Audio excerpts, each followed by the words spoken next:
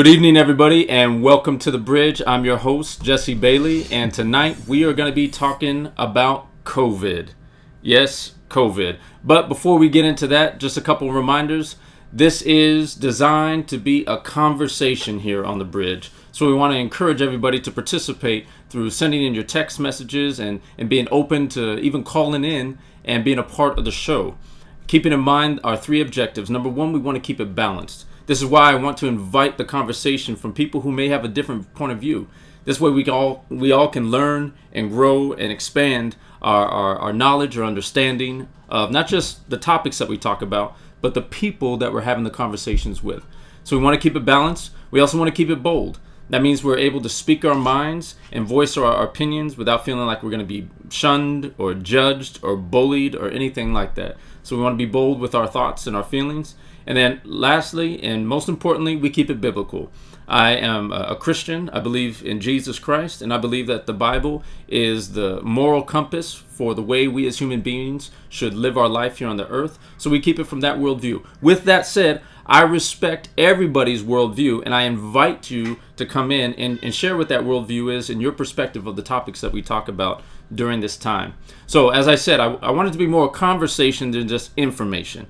If it's just information, then that's just you absorbing more opinions and information and facts. And that doesn't always help us grow, and it certainly doesn't help build bridges. Bridges requires one side coming together with another side. So that means that we need to have a conversation. So I really encourage everybody, be a part of that. And here's how you do.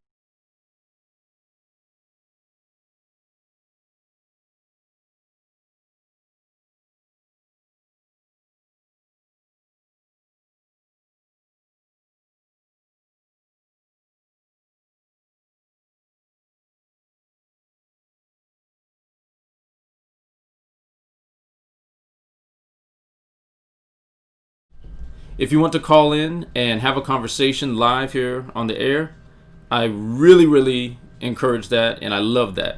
So again, please make use of that phone number.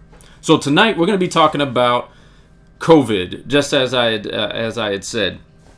So listen, there's so many different opinions, so many different thoughts going around about this, so many different theories, some of them conspiracy theories and what have you. But what I want to do tonight is not just present the same information that we've been hearing this whole time. I want to open up the conversation and present perspectives. Everybody has a different perspective and a reason why they feel a certain way about this. And I want to answer some questions to try and create the framework to looking at those perspectives. Because I think much like every other thing that we have in our life, we can go to a side, pick our corners, and then just hunker down and stay there. But this is something that's affecting everybody in the world. So sitting down in our bunkers isn't helping anything, because people are still dying, people are still out of work, there's real stuff that's going on. So we have to come together and talk and have discussions about what's going on. Number one, so we can gain greater understanding of each other, like I said, because there's a lot of disagreement. I don't even want to say division, because division means I'm not talking to you. So if you're unfriending people and doing that kind of stuff, that's not helpful. You don't share my opinion, so I'm going to unfriend you and never talk to you again. That's not mature. It's certainly not godly. We got to stop doing that, family. We got to start loving each other. What we have is disagreements, and that's okay.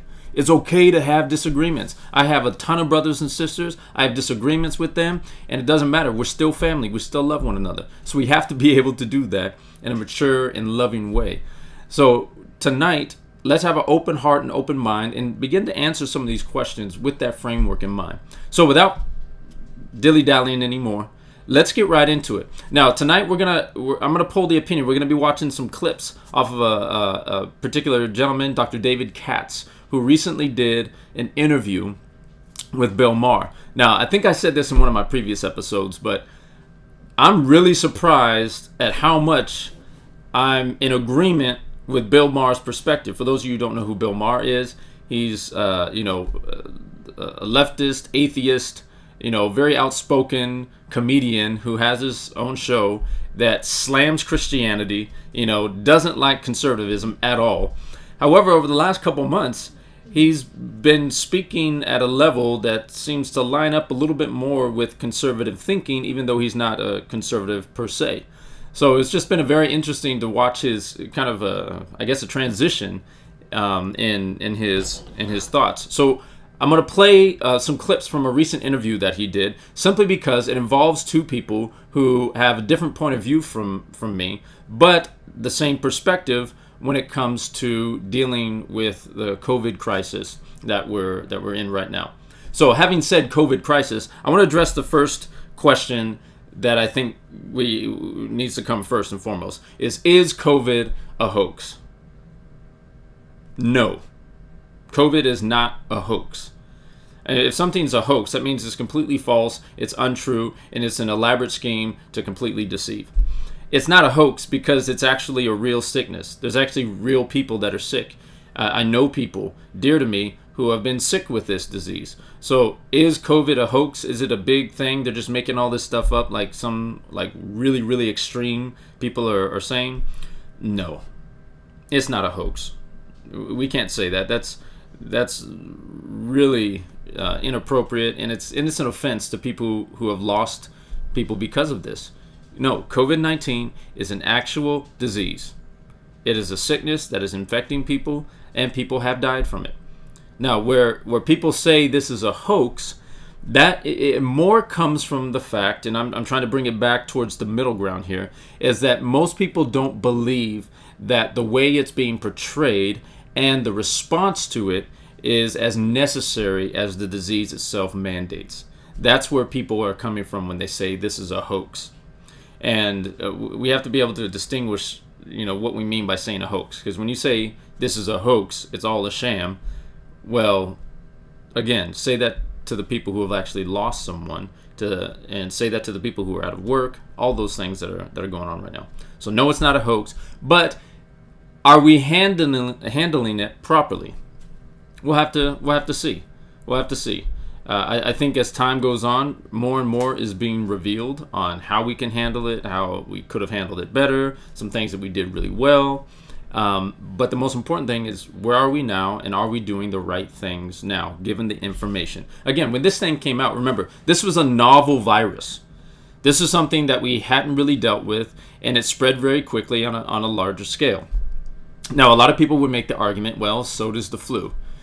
True, and many doctors are admitting that yes, this is more flu-like than they had originally thought, but nonetheless, people are still passing away. So we just got to let that be what it is. So yes, COVID is a real thing. It's something that we have to look at. It's something that we have to deal with. So we're going to get into some of those other specifics about it right now. So the next question I wanted to address is why is this such a big deal? I mean, we've had outbreaks in the past. We've had certain things going on. But why is this such a big deal right now? I mean, why is this so polarizing? We've never seen the level of polarization surrounding a disease before. Why is that? So that's what I want to spend the bulk of our time on tonight. We're going to talk about the church. Is the church being persecuted? We're going to talk about all those things. But I really want to talk about why is this such a big deal? The number one reason it's such a big deal is because for the first time in dealing with something like this, we are being asked to step out of life as we know it.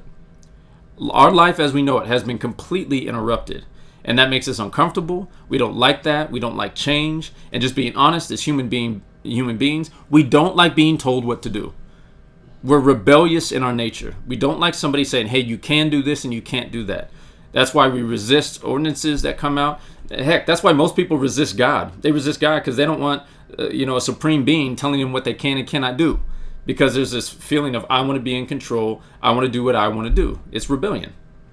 So that's why it's a big deal. Is because we're actually being said, no, you can't go to work. No, you can't go to the beach. No, you can't do this. Yes, you have to wear a mask. And we don't like that. We just have to admit, whether you're okay with it or you're not okay with it, let's just all be okay with the fact that deep down in our hearts, as human beings, we don't like being told what to do.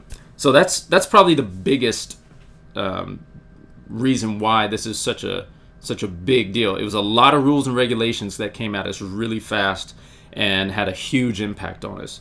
And I think regardless of what side of the fence you're on this, I think we can all agree on that and say, yeah, this is really impacted our lives in a not so positive way on the outside. So we want to deal with that first. So yes, this has had a big impact on us. Now, some of the other reasons that I believe it's had a big impact, it's a big deal, and it's so polarizing, is because of different mindsets that people approach it with. I'm going to do a whole show just on group thinking and mindsets, because it's so fascinating to see that certain people that feel a certain way all think the same way about certain things. So, for example, if you support Black Lives Matter, then you're also all about putting on a mask.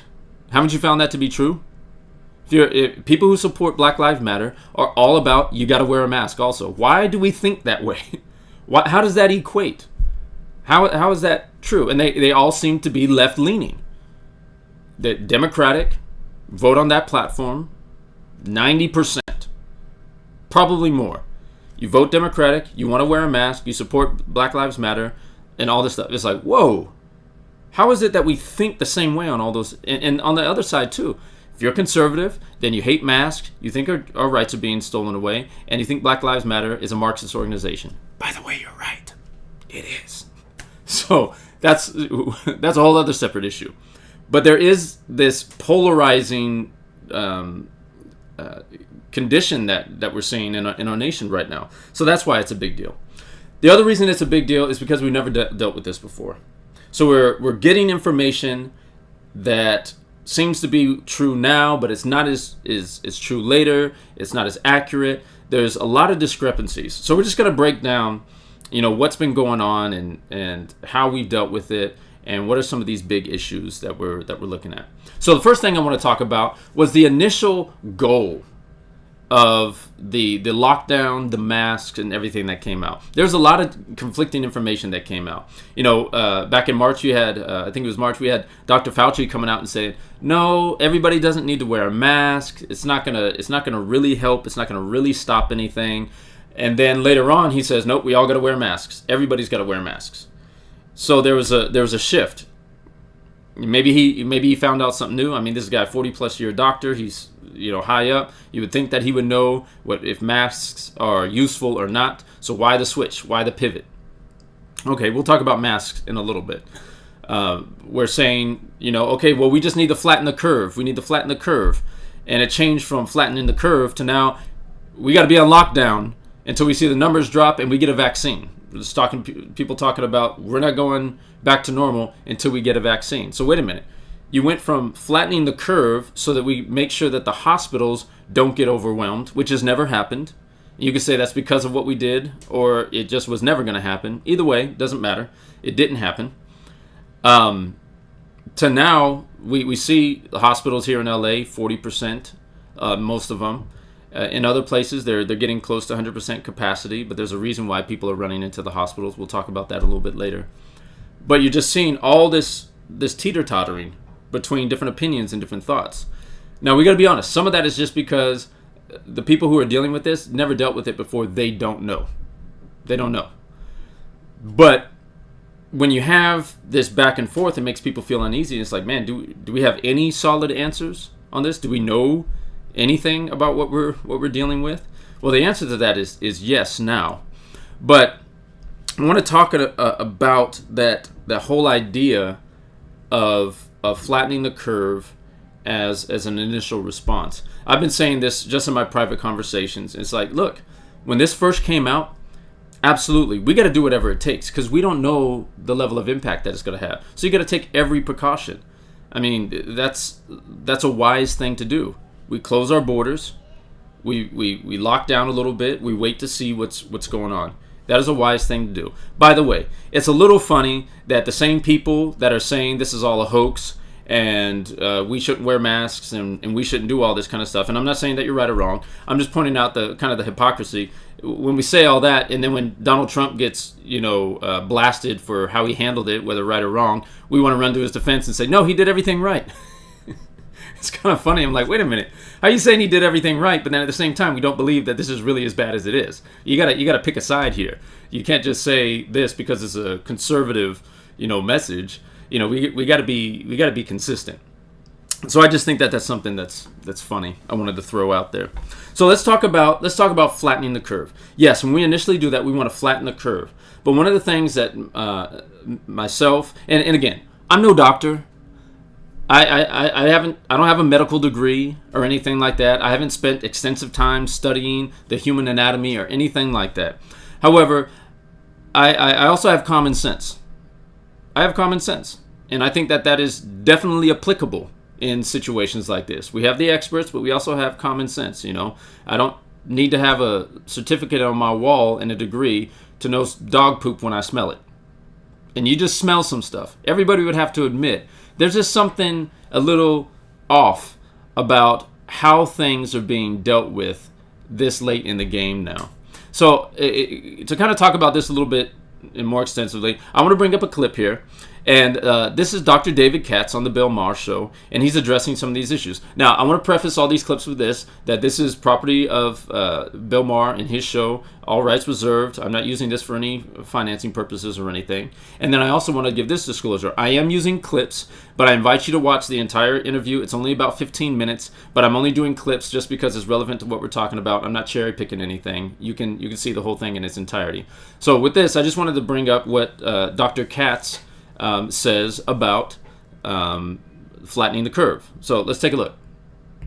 Essentially what flattening the curve does is keeps people away from one another and away from the virus. So the virus doesn't spread, but you also don't cultivate any immunity. If you do a really effective job of locking everybody in place and preventing viral transmission, there's still some low-level potential for viral exposure out in the world, but very few of us get that exposure. The minute you release those clamps and let people back into the world, we're all vulnerable. So most of the models suggest that flattening the curve makes sense in phase 1 so you don't overwhelm medical systems, for example. But you've got to have a phase 2. If you don't transition to a phase 2, whenever you release the clamps, the virus is out in the world waiting for you. Everybody's vulnerable, and that big peak in cases and that big peak in deaths that you were trying to avoid really just happens at a later date. All right. Let me turn the echo off here. So here we have Dr. Katz, and in the context of that, he's talking about the initial idea of flattening the curve, which makes total sense. But what he's saying is if you just focus on flattening the curve the whole time and you isolate everybody and you never give them the opportunity to be exposed to it, then you're just holding back the inevitable. You're holding back what's going to happen because at some point this thing is going to come out. So you put ourselves in a position where we either deal with this and let herd immunity kick in, or we hunker down and let our economy completely be destroyed while we wait for a vaccine, which, by the way, I'm not trusting what they're putting in it anyway. We're going to have a whole talk about vaccines. And let me just say this so I'm not just throwing stuff out there. I believe that the idea of vaccinations, immunology, all of that is valid. I think it's a great science. So it's not the idea of introducing a weakened virus into our body so we can build the antibodies and get stronger. I believe in that 100%. They did it with polio. It's wonderful. My problem with it is the whole Trojan horse of presenting something great, but inside you have some nasty stuff that doesn't belong there, like fetus parts and all these different weird things that they're going into this stuff that I don't particularly want in my body or anyone else's, and the potential side effects. So it's either allow God's system where immunity kicks in and we're able to build up the antibodies, we get it, we overcome it, and then we're stronger, or we wait for a vaccine. The only thing about vaccines is look, we've had flu vaccines for years, and every year they keep giving us vaccines. But guess what? People are still dying. In 2018, over 80,000 people died in America. And that's the middle ground number. 80,000 people died in America of just the regular flu, and that's with a flu shot. So does that really work? I don't know. We'll talk about that at a later time. But this whole idea of flattening the curve, but then now you're trying to lock everybody down, and what he's saying is once you let everybody out, the same thing's going to happen. At some point, we have to let it move its way through our society. And that's what he's really saying about it. Let's watch this next clip and listen to what he what he says. It's very important. Remember, this is not a conservative guy. This is a well-respected doctor. He got his degree from Yale and the Einstein University for medical science. He's well-respected by his colleagues. So this isn't some guy who's just on the bandwagon here. Let's check out this next one. So, for example, we just heard there's widespread testing in New York. I think Governor Cuomo's doing a great job there. And it looks like at least 20% of the population of New York may have antibodies. Well, that's close to 4 million people. And what that means is the death toll in New York, tragic though it is, and again, all these deaths are real people, and my condolences to the families. But just looking at the statistics for a minute, 20,000 deaths out of 4 million people, that's 0.5%. We're starting to see that the mortality toll of this, when you get the denominator, is really small. And I think the denominator is even bigger than that. So we're not totally blind. Yeah, I think we do have to fly in a bit of a fog, but we're not flying totally blind. All right. So in this segment, he's talking about the effects of people actually contracting the virus. So what they're finding now in New York, and this is from a couple weeks ago, but they have over 20% antibodies now within the tested population. So they're saying that more people have gotten it than they realized, and they now have the antibodies for it. And in respect to loss of life versus population, they're at 0.5%, and that number keeps going down because they're discovering that more people actually had it, and so it throws the numbers off. And again, just like Dr. Katz said, we mourn for every single life that was lost. I almost lost a friend through this. I know people who have lost family members. So we have to acknowledge that, and we have to be sensitive to that. Yes, this is real, and this is impacting people. However, we have to look at both ends of the spectrum here. We have to look at the personal experience, and we have to console and be compassionate towards those who have lost. But when it comes to making decisions for the greater good of the nation, we have to look at the numbers and statistics. We have to have both perspectives. So we can look at the individual, but then look at the overall impact that this is having on us as a nation. So when we see numbers that are in less than 0.5% in terms of overall mortality, that's not as widespread as we thought it would be. So the flattening of the curve has helped. The hospitals have not been overwhelmed. The United States of America is actually shipping ventilators and all these things to people around the world and providing aid to people. So we managed this well, in my opinion. I feel we managed it well. There's lots of reasons why we may have bigger numbers. More people travel in and out of the United States of America. We have more people coming internationally. We're a huge melting pot. We have lots of different factors why it may have hit us. But on the whole, we've done a good job containing it and flattening that curve. But what the doctor was saying in that previous clip is that at some point we have to let people get exposed to it. Let me share this clip with you guys so you can hear the numbers just surrounding the number of people that have been exposed and what needs to happen next. So let's just listen to this. There's a middle path, and the middle path essentially is high-risk people are protected from exposure, low-risk people go out in the world early. And here's the odd part, Bill, that I think people have a hard time confronting and accepting. We actually kind of want to get this and get it over with and be immune, because that is the path to the all clear that doesn't require us to wait for a vaccine, which optimistically is 18 months away, but could be much longer. Yeah, I think you make a lot of sense there. And I think it's a shame, you're talking about politicization, that people like you who sound reasonable, maybe it's not the exact one true opinion you hear somewhere else, has to go on Fox News to say it. You're not a Fox News guy. I'm not a Fox News guy, but on the other hand, I am a Bridges, not bunkers guy, and it doesn't really help the world if all we ever do is talk to other people who already own our opinions. It was interesting. I really debated, do I go on Fox News? Do I not? That's not my usual crowd. But the simple fact is, we should come together in common cause on common ground. Maybe there's a real opportunity here for an aha American moment that's between the extremes of left and right, where we all say, yeah, actually, we want to save as many lives as possible. And, one of the interesting things, Bill, is it's sort of the left side of the spectrum, the liberal ideology that seems to be so resistant to talking at all about unemployment and the economy. But that's the very same camp that tends to appreciate that the single leading driver of bad health outcomes is poverty. Social determinants of health are massively important.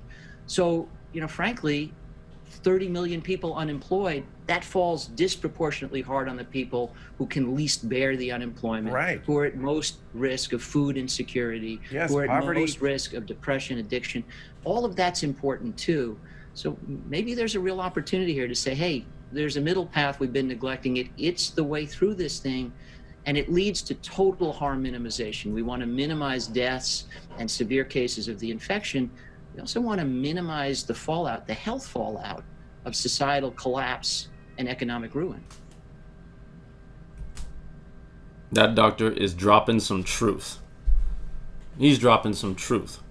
So what he's talking about here is that we have to consider all aspects of how this is affecting life. One of the things, and I'm just going to be honest, one of the things that's really bothered me is that when you take a position and say, hey, we need to start fighting for herd immunity. I don't think we need to lock down so much. We need to let people out so they can be exposed to it. I keep getting called selfish. I'm like, and people who think like me, why am I selfish? Because I'm also thinking about not just those who are being exposed to this, but I'm also thinking about the families who can't work, who can't eat, who can't provide for their children. Isn't it selfish to not think about them? I mean, here's an analogy. Let's say I'm allergic to peanut butter. If I get peanut butter in my system, I could actually die from it. So now I tell everybody, look, no restaurants can serve peanut butter. Grocery stores can't sell peanut butter. And I don't want anybody eating peanut butter.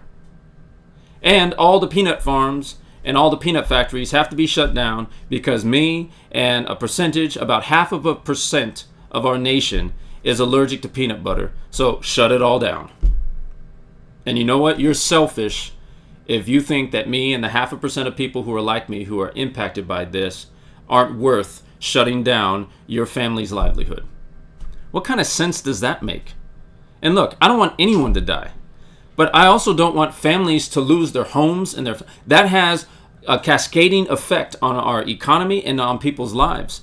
I mean, we're seeing suicide increase like crazy. We're seeing people turn to drugs and alcohol. We're seeing domestic violence increase during this time because of the stress of not having finances, not being able to go to work, not being able to handle these things. What about those lives? I actually think it's more selfish to say, hey, I'm part of a small percentage of people who could be impacted by this, but yet and still I want an entire nation, yet an entire world to shut down because of me. That is selfish. And I'm just being real. I really that really bothers me that people start throwing labels and stuff like that. No, it's not selfish. We're just thinking beyond our feelings. We're thinking beyond just our personal experience. Now look, if those who are close to me had passed away, yes, that would hurt. But I'll be honest, my perspective wouldn't change about how we deal with it because the two aren't directly related. I'm sad that these individuals had this, but I'm also aware of the global impact. We got to be able to think beyond what's right in front of our eyes and think about the greater good, the global good, the good of our nation and all families and people who are being impacted by this in a variety of ways. And that's what Dr. Katz is talking about, is that the economic impact on people is devastating, especially in those low-income communities where things are being shut down. They already have a hard time having access to healthcare and all these different things because the money's not there. And then we're going to take even more money away by not allowing them to work. It just doesn't make sense to shut down the entire economy. And that's reasonable. What scares me is that we have politicians and people in leadership that can't understand that. That can't understand that, wait a minute, this is going to have a far-reaching effect on everyone. And I'm going to say this, they all lean left. I mean, when we look at some of the numbers, and look, I'm being balanced, but truth is truth. Truth is truth. When you see the highest number of cases and deaths and all these different things come from a particular areas that are run by a particular side of the aisle, it is something that we have to pay attention to. It's just interesting. It's just interesting. So why is this a big deal? One, the whole flattening of the curve thing and the way it's being handled, I don't think it's correct. I think, like Dr. Katz said, we need to move out of that phase. We have to start letting people get back to normal. And the way we do it is that middle ground he was talking about. And I've talked about this with a ton of people, and everybody's calling me selfish. No, look, it just makes sense. If, going back to the peanut butter analogy, if I'm allergic to peanut butter, then it's my responsibility to make sure I don't eat it. I have a son who is allergic to peanut butter. He's allergic to peanuts. He has a severe allergic reaction to it. But guess what? I still have peanut butter in my home. We've just learned how to keep him away from it. And he's 15 years old now, been doing good. And not only that, but his allergy to it is weakening. He's getting stronger. That's a great thing, because he takes care of himself. That's something else that we're going to talk about. But the idea here and the principle here is this, that we take care of those who are most susceptible to it. We take care of those who are most susceptible to it. And then we allow everybody else to go about life as normal. Well, I have my grandmother that lives in the home with me. Then we take precautions. Maybe you wear a mask everywhere. You know? Maybe you work from home. We make provisions for that. We make rules and laws and provisions so that people can do that as it pertains to you. See, the problem here is that America is based on the rule of law, and that we have to protect our freedoms. The role of the government is not to, lord over my health and what they think is best for me and my family. Your job, American government, is to protect my rights to make my decisions for my family. That's your job. You don't get to come in and tell me what's healthy for my family. Now, there's certain degrees to that. I don't want to make just a blanket statement, because we do have to have laws, because when people are being neglectful and all that, then absolutely. So we have to determine, are we really being neglectful? If I want to go to the beach with my family on the 4th of July and run around in the open air with a breeze, is it reasonable to say you can't do that given the information that we now have about COVID? Absolutely not. And there are many, many doctors who agree. So this brings up one of the other reasons why it's such a big deal, is that it doesn't smell right. I said it earlier. Something doesn't smell right. Something doesn't smell right. You're playing on people's fears. You're pumping this up and making a big deal about it. Everybody's afraid of it. Everybody's afraid of it. I've talked to so many nurses and friends of mine who work in the hospitals, and I have a friend whose son works for the fire department, and I was having a conversation with him. I was saying, hey, have you seen an uptick in cases? You guys going out? What does it look like out there? I mean, what's going on? And he said, yes, we've seen more people calling in for COVID. I was like, oh, wow. I said, how many of these people are in really bad shape because of it? He said, almost none of them.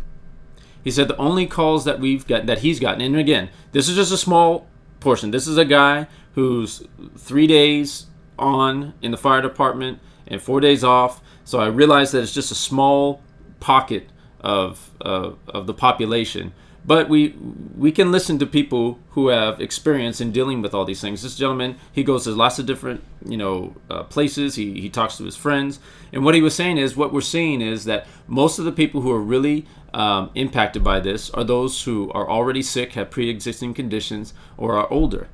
He said a lot of the times when we get calls for COVID, we're taking people to the hospital and they're staying there, but they're letting them go because they're more panicking than anything.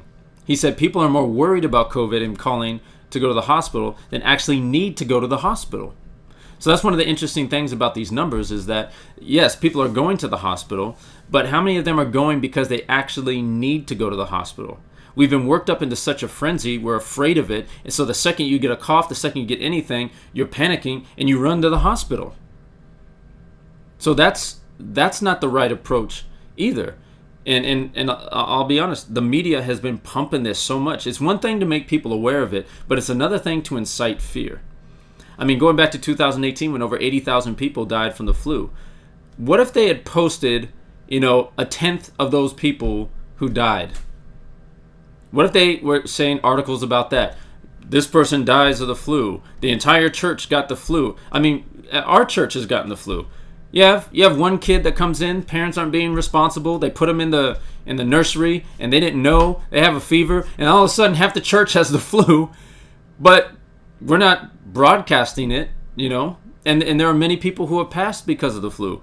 And it's usually the same people, those who are older, those who have a compromised immune system. And yes, it does impact some younger people from time to time. But on the whole, we're not running and panicking when we see those numbers, because it's not being put in front of our face all the time.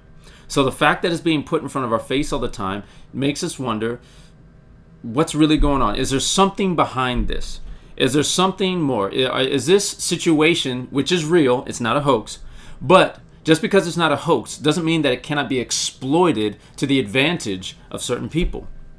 And I absolutely 100% believe that there is some exploitation going on. And we'll talk about reasons for that right here. So, number one, and this is more getting into theory. Again, I'm not stating anything as fact. I'm just sharing information. Let's look at the impact of what's going on and who could possibly benefit from it. And again, just putting it out there as potential theory, just having a conversation. Who benefits from the economy going south? And again, you can agree or disagree, that's okay, but I'm just going to put it out there. When we have a down economy, this is when the rich get richer. See, a down economy affects the middle class and the lower income people more than anyone, because we don't have the reserves. We don't have all that. But the rich people benefit from this. There are more millionaires made during recessions than there are during a booming economy.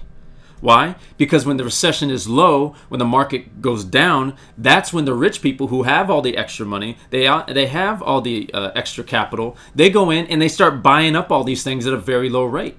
So then when the economy rebounds, they get richer. This is how the rich get richer. By allowing dips in the economy, then they buy everything up and then they come out richer. You read any financial book, anybody who follows the market, this is where millionaires are made. So the rich, the super rich, benefit from times like this. Absolutely. Who else would benefit from an economy like this? Well, let's say you have the greatest economy in the history of the nation underneath a president that you don't particularly like. Things are going real strong. Well, if the economy happens to go down as a result of this, and we can extend that, doesn't that make one of the strongest points of his presidency weaker as we go into an election year? Yes, it does. It absolutely does. And you would think, would someone be so diabolical that they would let these things happen? Read your history books. Yes, people are that diabolical. Look at slavery back in the day. That was diabolical and everybody was in on it. Look at communism. Responsible for over 150 million people dying. And they were all in on it. Absolutely, they would let that happen. We can't be so naive to think that there's not an evil out there that would allow people to suffer so that it can grow and gain. Absolutely, I believe that that is a possibility. Now, how else do you benefit from a collapsed economy? Well, if you want to control people, what do? You give them entertainment, you give them bread. It goes back to the Roman Empire. You guys may have read this already. It's floating around. The pathway to control is paved with dependency. Let me say it again. The pathway to control is paved with dependency. If you make a people dependent on you, then you can now control them. This is what we saw with the Great Society, with Lyndon Johnson. You start handing out welfare to everyone, and all of a sudden, you're the hero, and everybody does whatever you say. Lyndon Johnson said, I will make the black people, and he didn't use those words, the black people vote Democrat for 200 years. You can go back and watch our episode on systemic racism to hear all the quotes. But that's how you do it. That's how you control people. Create strong dependency. So if the economy is down and then we're going to come in and start giving money away, man, do you know how many people I've talked to who are just loving being on unemployment right now? Oh yeah, I'm just getting unemployment. I'm just chilling, making no effort to do anything. And not to say that they have something to do. I'm just not built like that. I believe what the Bible says. If you don't work, you don't eat. So I would be looking for an opportunity to work and get something done. That's what I have been doing during this time. Looking for greater opportunity to work and be of good use to the Lord and provide for my family.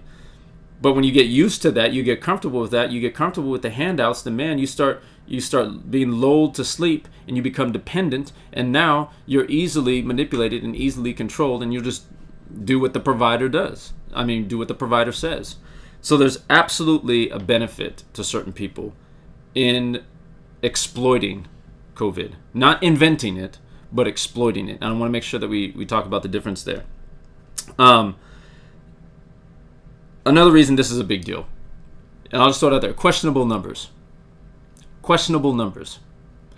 We've seen so many different numbers being thrown around. We've seen a mishandling of information on so many levels. From COVID tests picking up just regular flu, from COVID deaths going way up here, but all of a sudden regular influenza. And you can check the CDC. This is right on the CDC. Influenza deaths go down, but everything is COVID. The numbers don't add up.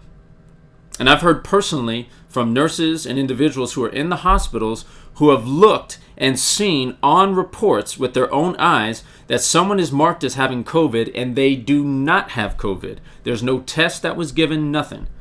They're just saying they have COVID. And I've heard this from multiple people in the hospitals. Multiple people.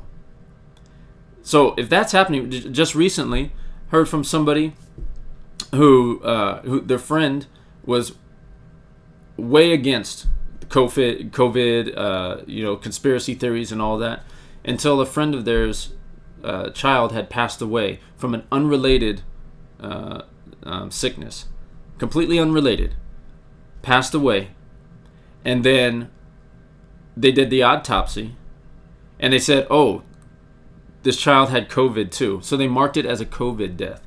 They said, wait a minute, they had no symptoms. They took their child and brought it to another doctor to do the autopsy. Said no, they didn't have COVID. There's no COVID at all. But the official autopsy was they died of COVID. And there's stories like this all over the place. Why are they so adamant about marking this? If you look at the contact tracing that's going on right now, so once you go and get tested, if they find out that anyone around you has had COVID, then they're constantly calling you. It's called contact tracing. They check, hey, do you have any symptoms? Do you have any symptoms? They'll call you like every day or a couple times a week, which is harassment as far as I'm concerned. Hey, do you have any symptoms? Do you have COVID? And if you say yes, yeah, I've got a runny nose, they're instructed to automatically mark you as having COVID. They automatically mark you as having COVID with no test. All they're asking is, do you have a fever? Do you have a runny nose? Do you have a cough? Do you feel shortness of breath? So if you say yes to any one of those things, they automatically put it in their system, their contact tracing system, that you have COVID, and now they can say, okay, you need to be quarantined for 14 days. That's how it's working. No test involved. Even if you had the test and it came back negative, if they in their system determine that you've come in contact with somebody that does have COVID or been around in the vicinity, and you say you have a runny nose, you are a COVID patient. So these numbers are skewed. Now, I understand we could say they're doing the best that they can. But it just seems odd to me. Something doesn't smell right. So, real quick, I'm going to go to another clip here, but I want to go here and hear from some people. It says, actually, the biggest reason this is such a big deal is because it's an election year. You know, I can't disagree. I can't disagree with that. Every election year, especially when it's a big one, we see stuff. I said back in 2017, after the 2016 election, I said, watch, we're not going to hear anything from Black Lives Matter until 2020. Sure enough, we heard nothing from Black Lives Matter in that whole movement until this year. I said it. Many people said it. I wasn't the only one. There's nothing special about me. I'm just following the patterns. And now we have COVID. Was COVID created? We don't really know. I believe it's possible, and I think there's some strong evidence to that. When you have the head of the Harvard biochemistry division working with Wuhan, and then he gets arrested for colluding with members of the Chinese military back in February, that's a little suspect. When back in 2015, the United States sent money over to Wuhan, $3.7 million to fund, experiments and all that kind of stuff, that's a little suspect. I'm just saying it doesn't look good. Nobody knows for sure. I'm just saying it doesn't look good when we have these types of connections. So absolutely. Let's see. Common sense. A vaccination puts a weakened or dead virus into a person. The person's defenses then fight the virus by creating antibodies. Correct? Yes. So it stands to reason that a person who gets the virus, fights it, and wins will have the antibodies necessary to prevent getting the virus again. Correct? Correct again. If these statements are true, then those who already contracted it should be safe. However, I've heard that a person can contract it more than once. Therefore, it stands to reason that the vaccination will not work. Yeah, that's just good deductive reasoning. If our own bodies that create the antibodies for this virus will be able to get that virus again, then who's to say that a vaccine that gives us the virus so we can fight it off is going to work again either? Exactly. That doesn't make sense. Now, again, I'm not going to say that there isn't a purpose for vaccinations, because polio is not floating around anymore. It's just not. So I'm not going to say that vaccines are altogether bad. I'm just concerned about what they're putting in them and their actual effectiveness. See, can you please address the fact that test results are not being counted correctly? Yeah, I think we just kind of talked about that one. In other words, if someone tests positive more than once, they are being counted as more than one person, not as one person testing positive multiple times. That is also correct from what we've seen. That's what appears to be happening. They're counting these as multiple COVID tests. And by the way, the COVID test is able to detect multiple coronaviruses. The coronavirus is a family of viruses, and the COVID-19 falls into that. So these tests aren't able to distinguish between the two. So, yes, there's a mistrust of the numbers. Now, I'll believe the best and say, hey, we're just doing the best that we can. We've never dealt with that like this before. But again, something doesn't smell right.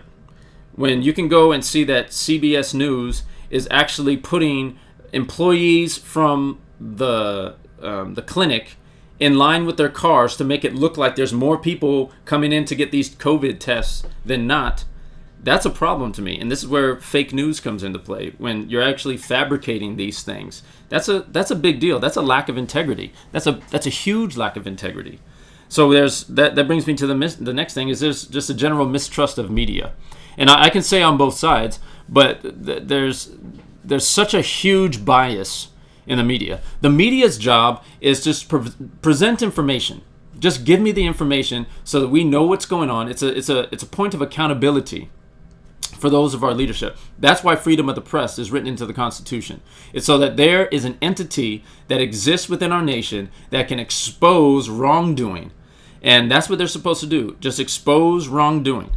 But now there's just such a strong bias in the media, and there's evidence of media actually changing, manipulating, omitting information so they can make Trump look good or make Trump look bad. And that's difficult. I lean more towards the conservative mindset. So I'm going to favor people who have that. But we have seen it. I mean, Fox News came on and they cropped out the picture of Donald Trump, with Epstein. Why would you do that? If he was there, he was there. Just let it be what it is.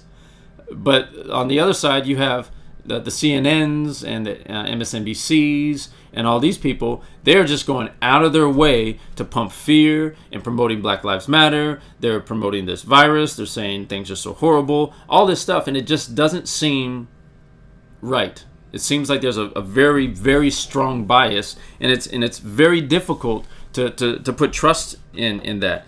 So there's the political bias, and then I'll be quite honest. When you look at the left wing media, these are also media outlets that are advocating and heavily promoting anti-God and unbiblical principles and promoting them.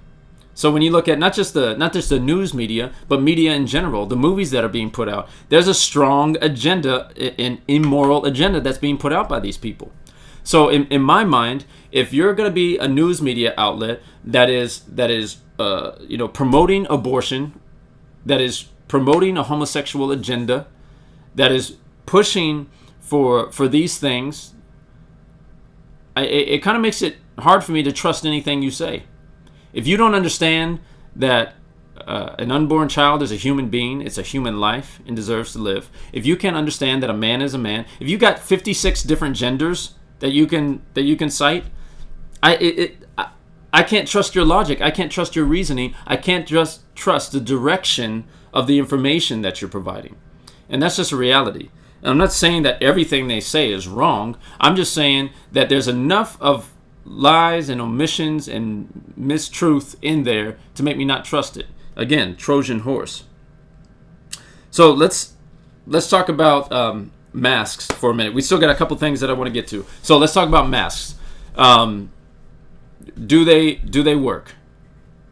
Well, of course they do. Of course they're not the end all be all, but they do something. They absolutely do something. Now, are they necessary? I don't think they are.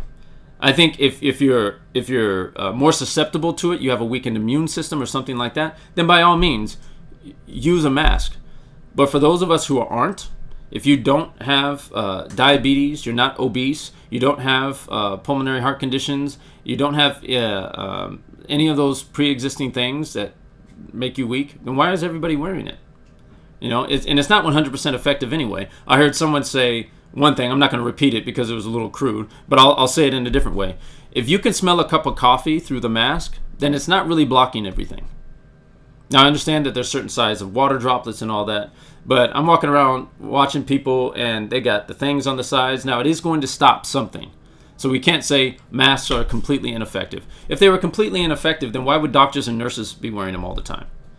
That just doesn't make sense. Doctors and nurses haven't been wearing these for, decades and decades just to set us up so that we have to wear them now. That doesn't make sense. Of course, they have a level of effectiveness in stopping this stuff. We have to admit that. If you cough without a mask on and then you cough with a mask on, isn't there going to be a difference? You're definitely not going to see that spray that comes out, right?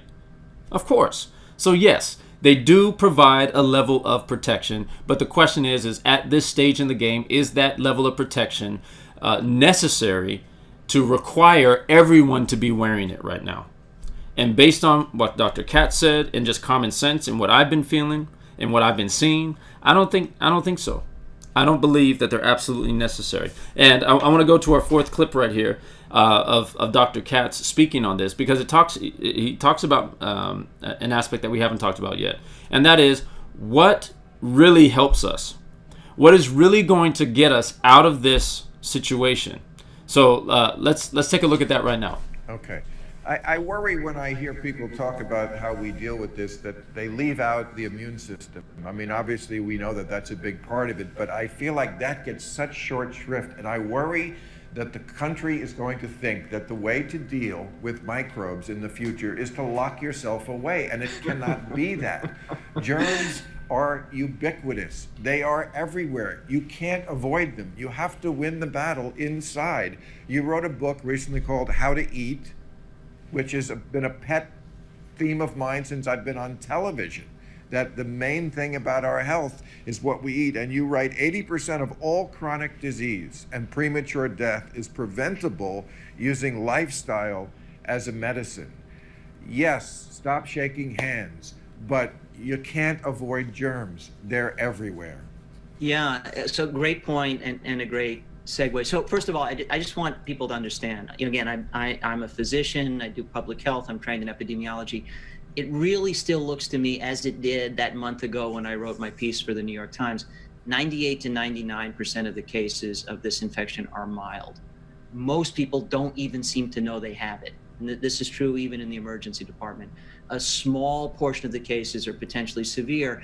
And that's what makes your point so important here, Bill. The severe cases occur in people who are old and people who are sick. Now, those two things go together, but sadly in America, they also splay apart. There are a lot of young people with coronary disease, obesity, type 2 diabetes, hypertension, and by and large, those are diseases of lifestyle. I'm a past president of the American College of Lifestyle Medicine. That's what we advocate. Lifestyle is medicine because it can fix all of that.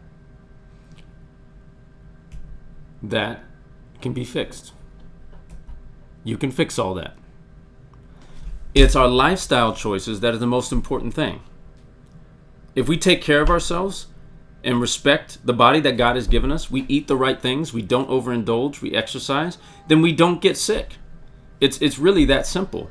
Now there are certain genetic things that you may be dealing with, but that is the exception and not the rule. Just like Dr. Katz said, 98 to 99% of the people who get this, it's just mild. Your body's strong enough to fight it out. I was watching a video with a doctor the other day, and he was just breaking it down. He was saying, look, what we need to do is take care of our bodies. We need to have more vitamin A and vitamin D because that helps strengthen the cell wall of our bodies and strengthen their ability to resist viruses that are coming in. So if we take care of ourselves, we eat right, we exercise, we get vitamin D and all those things, then we don't have to deal with that stuff. Now, I will say this. It's too late for that when the virus is here. It's too late for that. If the virus is here and all of a sudden you're going to get rid of diabetes, you're going to, lose the extra, 50 to 100 pounds and all that stuff. Look, not everybody can do that. So it's a little unreasonable to expect that people are able to just get their lifestyle in order. But this is why we have to do these things ahead of time. This is why it's so important to take care of our bodies and be healthy and strong, because healthy and strong people aren't dying from this. It's those individuals who are unhealthy, and whether that's because of lifestyle decisions or it's just because of genetic predisposition. And again, we feel for everybody. And I'm not saying their life isn't worth it because they're not healthy. Absolutely not. So don't say that. I'm saying that. And don't allow your mind to go there, because that's what we do. We get into these pockets and you'll say, oh, well, he said that those lives don't matter or whatever. No, that's not what I said. You're doing that so that you don't hear the truth of what I have to say. The truth is that when we take care of ourselves, we're healthier. I work with the homeless quite a bit. And I have a friend who's a homeless gentleman. We've known each other for years. He's a good guy. And he came by the house the other day just to visit. And I was talking with him, and I said, hey, how's this affecting the homeless community? What have you seen? Are people getting COVID? He said, have you had any friends that have had it? What's going on in the community? He looked at me and he's like, no, nobody's getting it. And that just coincides with what I've seen from being out there and feeding and talking to members of the homeless community. They're not getting it. They're not getting COVID. And I've heard this from several people. I just wanted to see it for myself. The homeless community isn't getting COVID. You know why they're not getting COVID? Let me tell you a couple reasons. Number one, they're out in the sun, so they get a lot of vitamin D. That's just the truth. When you're in the sun, you get vitamin D, and that helps strengthen your body. Number two, they're not in the most sanitary conditions, so they're constantly being exposed to germs and bacteria and viruses. That actually makes them have very strong immune systems. Their immune systems are stronger. Number two, they're not overeating.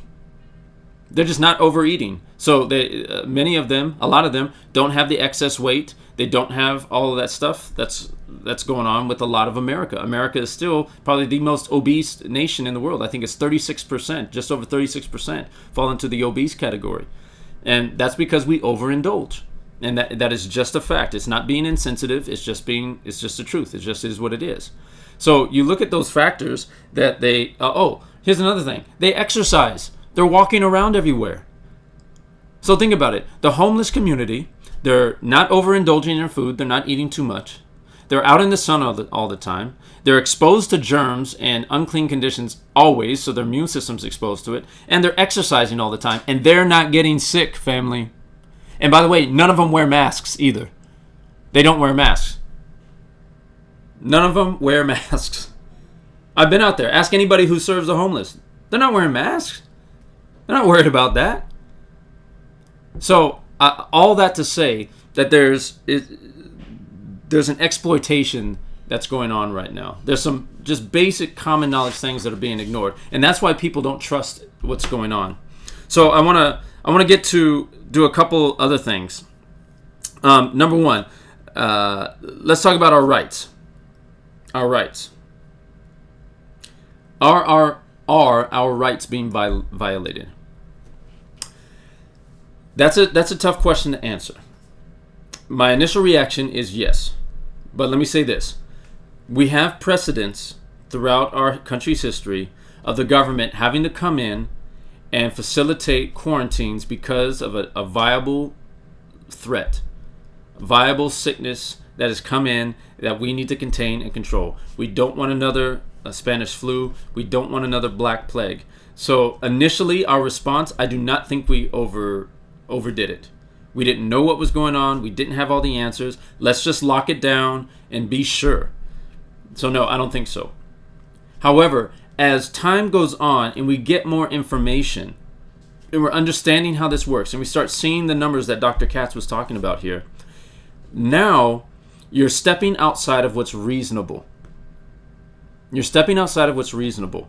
And that is a violation of our rights. You are telling people that they cannot work and provide for their families, and you have taken their ability to decide what they feel is best for their families out of their hands under the false pretense that you're putting everybody in danger when that is not true. According to the statistics, less than 0.5% of people would be at risk, and those people are easily managed because we can see them. The elderly and those who have compromised immune systems, we can easily make provision so for 0.5% of the population, so the 99.5 can get back to work and let life happen. We had graduations canceled. They're talking about canceling entire seasons. I just heard that my son's entire basketball season might be shut down because of this. Soccer season canceled because of this. Not that that's the most important thing in the world, but I mean, come on.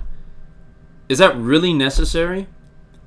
I don't think it's necessary at all. When you start overstepping your boundaries, then absolutely you are violating our rights. We have the right to life, liberty, and the pursuit of happiness, and that should only be interrupted in the most extreme cases where there's an actual viable threat. And right now, the threat isn't as viable as we thought it was according to the numbers. That's just the reality of it. So I think our rights are being violated at this point. I absolutely think so. And another thing that's interesting to me is, why is anyone who speaks the things that Dr. Katz says or leans in that direction, why are they automatically censored and shut down on Facebook and Instagram and all these other places? Why the censorship? Why is that? Something doesn't smell right. That's all I'm going to say. Next one, is the church being persecuted? This is something that I've been very careful with this entire time. You know, from the beginning, people are saying we can't go to church. The church is being persecuted. And I don't agree with that. I don't agree with that. Here's why. If it was just the church being shut down, then I would agree with it. I would absolutely agree with it. But it's not. Store owners were shut down. Everybody was shut down. It wasn't just the church. So I don't feel like, hey, saying the church is being persecuted initially. However, again, as we move forward, it's just not sitting right with me. It's not sitting right with me. And by the way, let me preface it with this. This can't stop the Church of God. If this is all it takes to stop the Church of God, then we are way too soft. Let me tell you that right now. This isn't persecution. Go read the book of Acts again. That's why we're going through the book of Acts on Wednesday night, so you can see what real persecution is.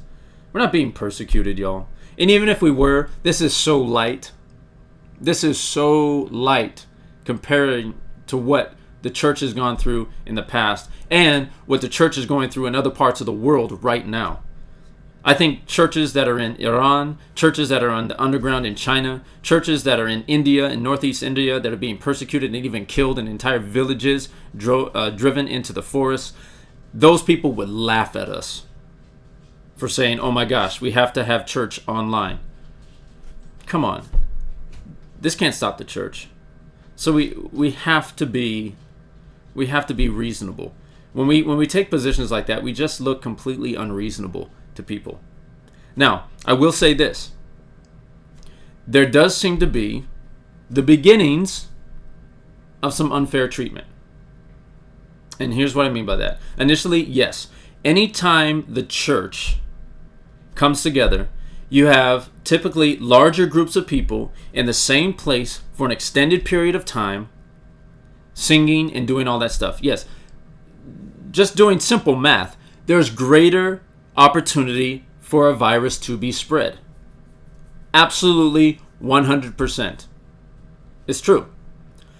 But when we start seeing inconsistencies in how things are being treated, then I kind of start to take a look. You know, one of the things that they said was, you know, churches are no longer allowed to sing. And I know that put people in an uproar. I didn't like it either, to be quite honest, even though we're not meeting. Our church is still online. We have home churches where we have a few that are gathering and so forth as they feel comfortable. But it did seem like, okay, this is a little bit different because the gyms are still open and they get to wear masks. So everybody gets to run on the treadmill and you're breathing heavy when you're working out, far heavier than when you're just singing. But they haven't shut that down. So it does seem like, hey, we can go to the gym and work out and do all that stuff, but we can't sing in church. It just seems like we're stepping over the line a little bit. You're stepping over the line a little bit. And here's my biggest thing. You can have protests. And first of all, before I get into the protest, don't tell me that everybody had a mask at the protest. That's a lie. Well, everybody at the protest had masks. That's not true. That is not true. There were some who did, a lot who didn't, and some people wearing masks so they can riot and loot and do all that kind of stuff. They certainly weren't 6 feet apart, and they were doing yelling and screaming for hours and running around and stuff. So, and again, I have nothing against peaceful protests. But what I'm saying is, when you can go out and protest for hours around hundreds and thousands of people even, and be right next to each other. But then in the churches, at least the churches that I know of, are practicing social distancing, they have their masks, they have hand sanitizer, they're singing for 20 minutes, and everybody's leaving, and they just want to come to worship. That seems unreasonable to me. That seems extremely unreasonable to me. So that's why I feel like that there's a little bit of singling out going on. But at the same time, we have to acknowledge that if we get a bunch of people together, and again, this is outside of herd immunity and all that stuff. I'm just talking about if we're dealing with a pandemic. We don't want as many people gathering together. So I have no problem with that. So are they persecuting us? I wouldn't say this is a direct persecution, y'all. And let me say this boldly. I wish they would. I absolutely wish they would do some hardcore direct attack on the church, because maybe we would buck up a little bit, because we're a little on the squeamish side here, family. I mean, look, I'm all for it. Like, I'll be honest. I want our youth to meet. They've been meeting on Zoom, and it's getting weary not being able to get together. I think it's time that we get back together. They should let us get back together. Absolutely. So I use their rules.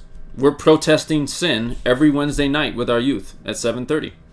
You want to call it a protest? We'll call it a protest. But we want the kids to be able to get together and have fun and see each other. That's an important part. Our mental and social health is an important part of our physical health. You lock people up for long, you isolate them, you feel like they can't do the things that are necessary, then depression starts setting in, suicidal thoughts start setting in. So to look out for our young teenagers who are vulnerable during this time, you bet your bottom dollar, we are getting back together and we're going to have fun. Period. Within reason. And with some protocols in place just in case. Yes. But are we being heavily persecuted? No, I do not think so. Now, could this be a precursor to stuff in the future? Absolutely. Look, y'all, we've read the end of the book. We know things don't get better. So why are we surprised when they don't? I think we should just look for every opportunity to use it to minister in whatever capacity God's given us. I've been enjoying church online. It's been great. It's been a great shift. I really miss people and I really want to see them again. But I'm not going to whine and complain. We are blessed. We still live in the greatest nation in the earth. We still have religious freedom. Nobody's knocking down our door, taking away our Bibles yet. So let's just relax. Be cool. If we can't keep our cool during this, we're in trouble when things really go down. So let's be cool. So I just wanted to answer that one. And then this last one here is end times. Is COVID-19 a sign that we are in the end times? Well, Jesus said this in Matthew chapter 24. He said that there would be wars and rumors of wars, that there would be pestilence and famines and all those things. And he said, but the end is not yet. This is the beginning of sorrows. So, yeah, we're going to see an intensification. One of the things that I've been telling people is, as a father, I have 7 children, 6 born to my wife and I, 3 of them whom I delivered myself. So when I look at the end of days, you got to look at it like a pregnancy. As you get closer to the time of delivery, those signs, those birthing pains, they get closer together and they become more intense. So that's really what we need to look at, is things like this are going to happen more frequently and be more intense as we get closer to the end of days. So is this a part of it? I think this is a Braxton Hick. If you don't know what a Braxton Hick is, that's what they call warm-up contractions. You start getting those later in your pregnancy, and your body a woman's body starts feeling the contractions at a very low level, low degree, in preparation for when it gets really intense right before the birth. So these are just Braxton Hicks as far as what I can see in the Word. But are they going to intensify? Yes, this is the most intense pandemic thing that we've dealt with since the Spanish flu. So we're seeing an intensification. Are we going to see an increase in frequency? Probably so. Whether it's man-made or natural, we're going to see an intensification. But I think it's more of a Braxton Hick than anything. And is this a sign that we're in the end times? No, I think we're moving closer to that. I do believe Jesus is coming back. Jesus is coming back. And there's some very pointed reasons why I'm going to be teaching about that in our church services in the next couple weeks. But with that said, let's just keep in mind, we do know this. We do know that the enemy is going to establish a one-world government. That is going to happen. We also know that there are people who are pushing for that in existence right now. We also know that there's a particular party in our nation that is given to socialism and communist mindset and wants to bring that into our nation. And that lends itself to a one-world order. Because in order for there to be a one-world order, that means there has to be absolute control. And in order for there to be a socialist communist nation, that means that you have to eliminate God. And we see that there is a particular party that has been pushing hard to eliminate God from our nation. So you eliminate God. Look at communist China, look at communist Russia. You ask anybody who lived under that, has been around that, or in any communist nation, the government has to be God for socialism to work. So we have socialists in this nation that are part of the Democratic Party. Oops, did I say that? And they are pushing to remove God so that they can set up the government as God. You got Chris Cuomo on CNN saying, you don't need help from above, it's within you. Way to go. That's exactly what Satan says. That's exactly what the Luciferians say. And we've got that coming now from the news. So we have to be aware of what's going on, but we don't need to panic. We just say, okay, we know these things are going to happen. But with that said, just because we know it's going to happen doesn't mean we just sit there and let it happen. And this is one of my concerns too, is let's not just be passive about these things. Let's stand up for what's right. Let's stand up for what's right. Yes, I know it's going to happen. But remember, we are the salt of the earth. We are the light of the world, Jesus says. So that means that we have to take on those characteristics. One of the characteristics of light is that it exposes and illuminates. So we need to expose lies, expose deception, so that people can see it. So at least you can say, yeah, I know it's a lie, but I like that better. We have to expose that. That's part of the nature of being the light of the world. It's warmth and it's comfort, and it's a beacon to those who need hope, but it also exposes darkness. It does both. And one of the characteristics of salt is it is a preservative. Salt was always used to preserve things that were decaying. So part of our role as believers in the Lord Jesus Christ is to hold back the darkness and slow the decay and the rotting away of this world, so as many as possible can come to know the Lord Jesus Christ. And that's ultimately what our purpose is. Whatever COVID is, whatever's going on, we want to expose lies, allow there to be truth, and then save people from this perverse generation. just like the Bible talks about. So I think it's important that when we're having our conversations too, that we keep that in mind, that Christ is still Lord of all. It's not like COVID came in and dethroned Jesus. It's not like communism or socialism can come in and dethrone God. It is what it is. I'm not worried about it either way. It's really of no concern to me who wins the next election, because I know God already knew and he already made provision for it. Now I'm going to vote for who I believe is the right candidate. I'm going to stand up for the principles that I feel are going to be most in alignment with the Word of God. I'm absolutely going to stand that way. But if God sees fit to have somebody else come in and take over, I'm cool with that. I'm good either way.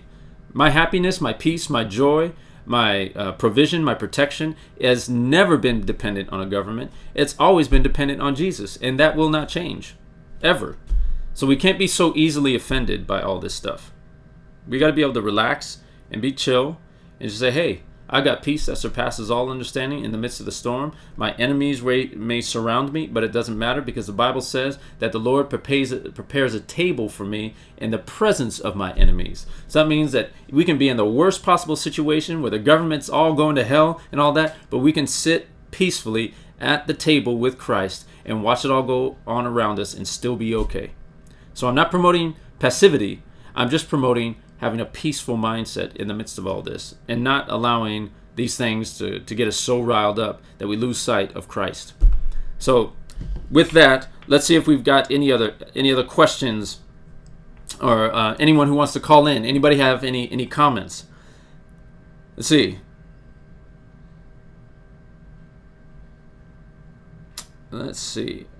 Okay. Coronavirus is a very common virus with about 20 different strains. The main concern I have is that we are not telling people to boost their immune systems on how to do it. You know what? This was sent to me before we even addressed that. Yes, absolutely. Instead, we are separating people and keeping them in quarantine, which ultimately drops their immune system. Absolutely right. How do we inform people about how to live in a healthy way and not live in fear? The best way to do it is just to have those one-on-one conversations. Make sure that we stay healthy, and then keep people out of fear. Fear is a very real thing. And I'll be honest, that's what makes it hard for people to listen to the coronavirus and all the updates too. It's not that we're not sensitive. It's that a lot of times people are so sensitive that you almost feel like you're bullied for feeling like, we can be okay without having to wear masks everywhere. It's like, oh, well, you don't care about people, you're selfish. Well, sometimes we kind of feel like, well, maybe you're a little sensitive. Maybe you're a little sensitive to these things. It's been my experience in dealing with this. Those who are most worried and scared about COVID are usually the ones that are kind of worried and scared about everything. So when you have a tendency to overreact or be really worried about everything, it kind of makes people who aren't like that go, oh, well, gosh, you're just worrying just like everything else. Now, on the other side, we got to be fair, because there's some people who are super cavalier that are doing some stupid stuff right now. I just saw this article that people are having COVID parties. What kind of dumb, stupid thing is that? They're having these COVID parties, and what they're doing is they're finding somebody who has tested positive for COVID and then inviting a bunch of people over to hang around them. And then people are getting sick and somebody died. Why would you do that? That's just nonsense. That's just the other side of just way cavalier, super prideful,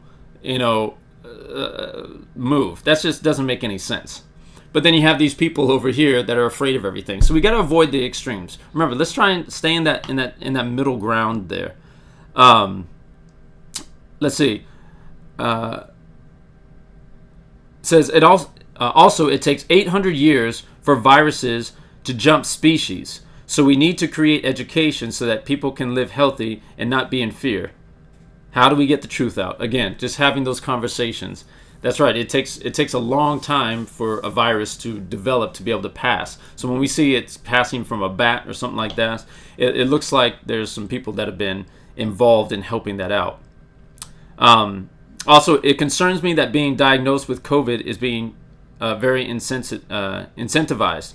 $13,000 for a diagnosis and $39,000 for a ventilator. This pushes people into misdiagnosing. Yeah, that's one of the things that a lot of those nurses that I talked to had told me too, is that they're diagnosing people because the federal government is paying hospitals for COVID patients. So if you're on a ventilator, there's $39,000 that they give you.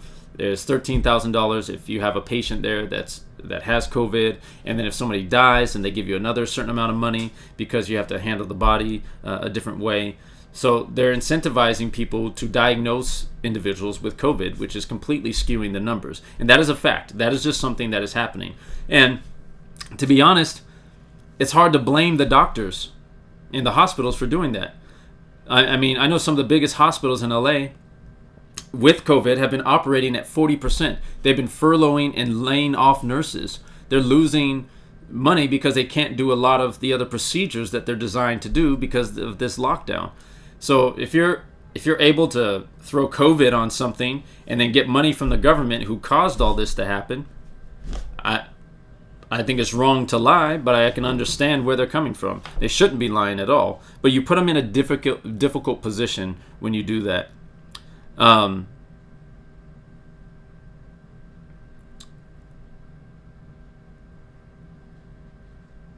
Let's see. Elections have consequences. Voters need to be properly informed. We're seeing the results of sheep mentality and the uninformed voters. You know what? I can't disagree with you on that. We can't allow people to play our emotions. Unfortunately, human beings, we are very simple creatures, and we're easily manipulated and controlled, very easily. You know, all we got to do, I mean, just think about going to a movie. They play some music, they have good actors that come in, and by the end of the movie, you're either sad or angry, and you're looking at life different. And all you did was go watch a movie. Those same principles apply with everything else that they're doing. It's really fantastic if you study how people are able to control the masses through media. They're absolutely able to do that. So we have to make sure that we're getting solid information. And listen, both sides are guilty of this. This whole group mentality thing is gone overboard. We got to think for ourselves here. There's certain things that it's like, look, just because your group says it doesn't mean that you have to agree with it. Why does everybody on the right believe in guns?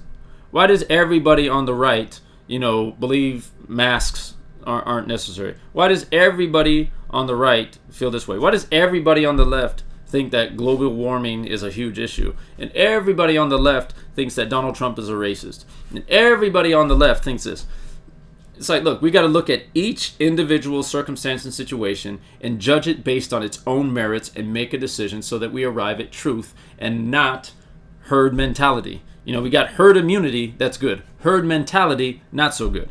So we have to be able to avoid those things, and that's why we're talking on the bridge. So we can have those conversations and really talk about it. So what's the end of all this? What's the conclusion? What are some solutions to this COVID crisis for what we can do? For what we can do as human beings. So I would say this. First and foremost, make sure you're living a healthy life. When things like this come up, it's too late to get healthy. You have been blessed with one life and one body to carry you through it. So we need to take care of that. We have to be responsible.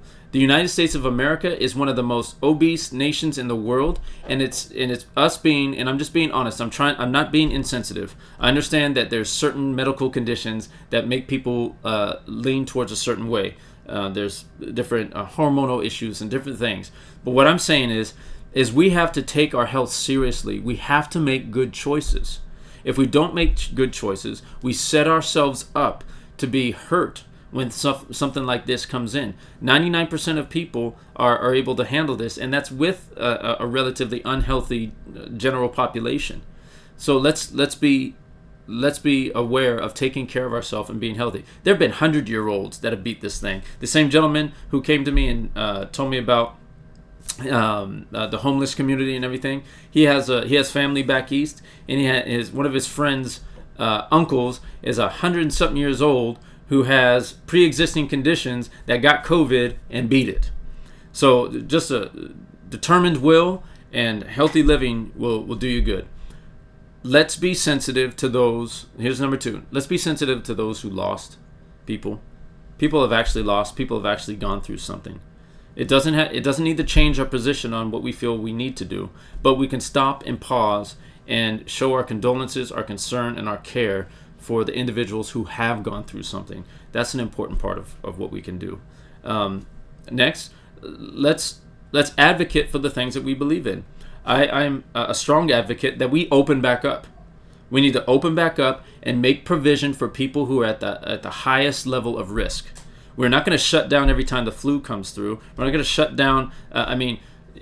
Alcohol kills a lot of people, from diseases caused by it, from abuse that's caused by it, from DUIs and drunk driving accidents that are caused by it. Kills a lot of people. But we're not shutting it down. We just control it.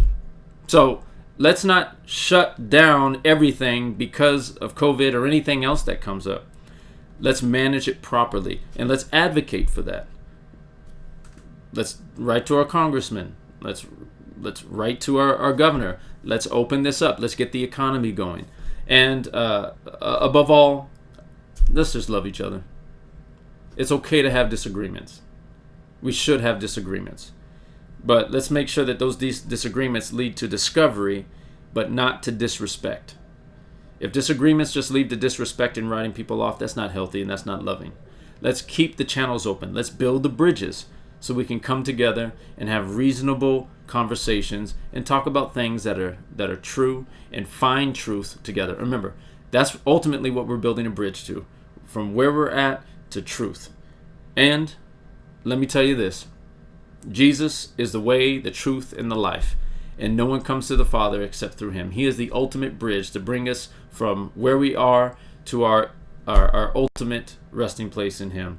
And that's what I want to leave you all with. No matter what goes on here on earth, there's a promise that we have for eternal life in Christ. If you don't know him, I invite you to come to get to know him. Go find a church just to see. Read the Bible just to see. I'd invite you to join us at my church online. I'm not going to post it on here or anything. You can find me. You know where we're at. But I just want to encourage everybody. Let's stick close to Jesus. Let's keep our eyes focused on him. And as we do that, everything's going to be okay. So that is it for the bridge tonight. Thank you guys so much for joining me. And until I see you next week. Oh wait, time out. I was about to cut out before making the announcements. Remember, starting in August, we are going to 2 videos during the week, and then our live broadcast on Sunday. So every Tuesday and Friday, beginning in August, we're going to have a 10 to 15 minute video during the week that talks about the subject we'll be discussing on Sunday. So if it's, if it was COVID, then we'll have a video that talks about one aspect on Tuesday, another one that talks about it on Thursday. So then we can come together and have an overall conversation in this forum on Sunday. So I want to invite you guys to be on the lookout for that. Don't forget, we're also going to be moving to a strictly YouTube based show. So right now we're broadcasting on Facebook Live and on YouTube. However, to keep things simpler for me and be able to respond and set some things up differently so we can have more real-time interaction, we're going to be going just to YouTube. So that also begins in August. So make sure you go to my YouTube channel, The Bridge by Jesse Bailey. Subscribe, hit the bell so when videos come out, you know that it's there. And then until then, we're going to be here every Sunday. And then August 2nd, we're going to be doing it live Sundays and then Tuesday, Thursday. So with that, family, God bless you guys. I love you all. I pray that tonight blessed you. And until I see you again, keep it bold, keep it balanced, and keep it biblical. Have a great night.